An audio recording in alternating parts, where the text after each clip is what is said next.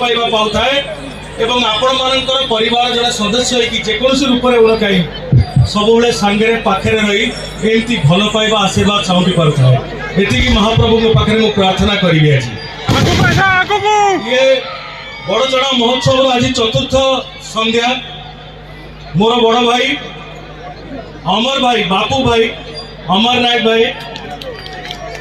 मुझे धन्यवाद प्रति मोर जिते सम्मान जड़े कम पड़ज मु बापू भाई आपण विषय दीपद कहबी आगे रिपोर्ट दिना कथा को सारी आप विषय आसबि कारण मोर कहबार जरूरी भी अच्छी मो हृदय कथा कि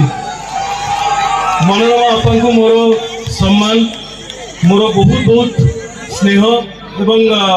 आशीर्वाद प्रार्थना करी आपन सब एवं ये कमिटी समस्त गुरुजन मानक